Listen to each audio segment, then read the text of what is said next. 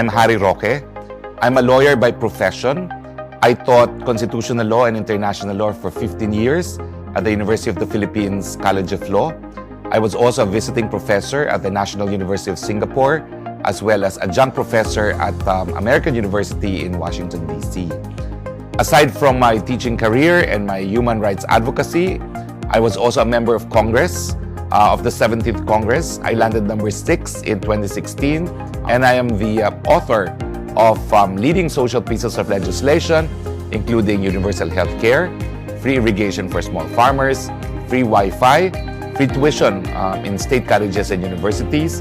I'm now running for the Senate because I believe I have proven my competence and knowledge in law as a lawyer, as a law professor. I have used the law to accord justice to victims of oppression, and I have used the law to implement policies in order to promote widespread change for the better in the Philippines. Well, if you remember, as IATF spokesperson, there was an instance when some medical frontliners leaked a video of the IATF meeting where I was actually upset with some medical frontliners because they wanted to lock down the economy again.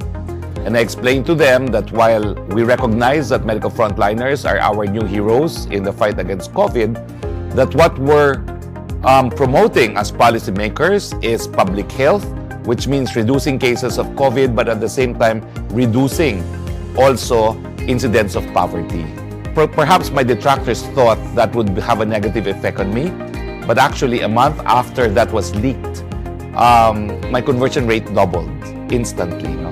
So I realized that people actually approve of my number one platform, which is to promote health as well as livelihood at the same time.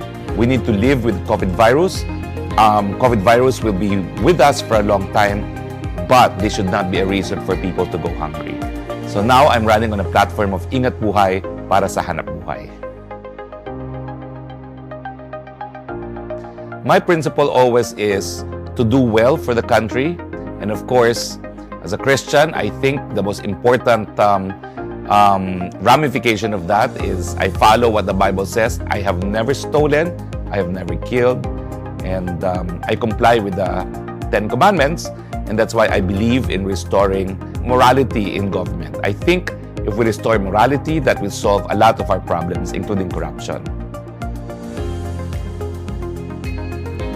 Well, the Senate actually is a deliberative body that produces policies.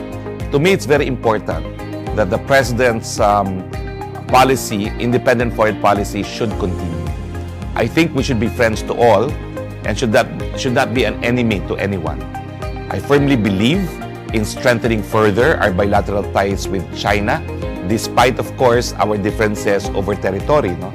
I firmly believe that the policy should be we should benefit from the economic progress of China.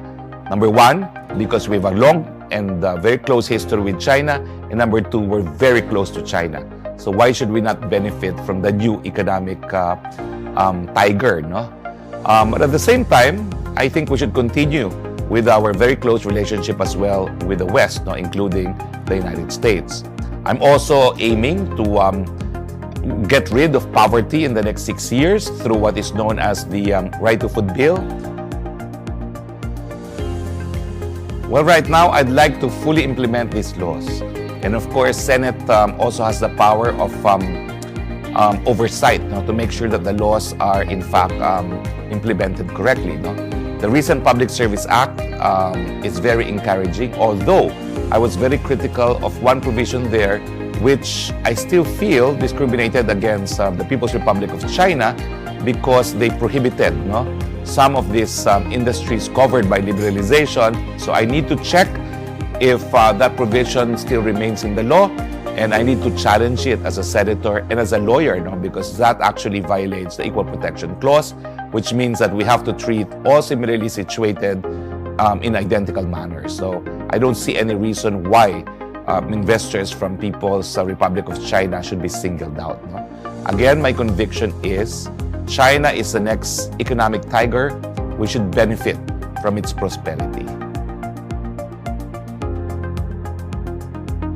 Well, I think we should be more liberal in granting permanent resident status, among others, if they have been investing and doing business in the Philippines.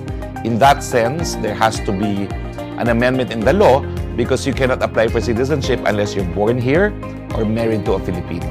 Perhaps the length of years that you have become a permanent resident should also be considered as a ground already for citizenship. Well, I think it's important that the Chinese community support me because as far as I know, I'm the only one running for the Senate that fully supports the President's independent foreign policy.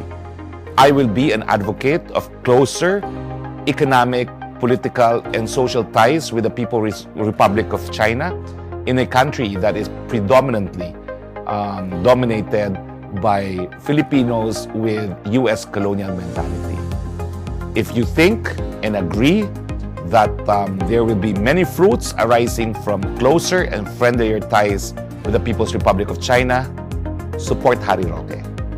Vote for me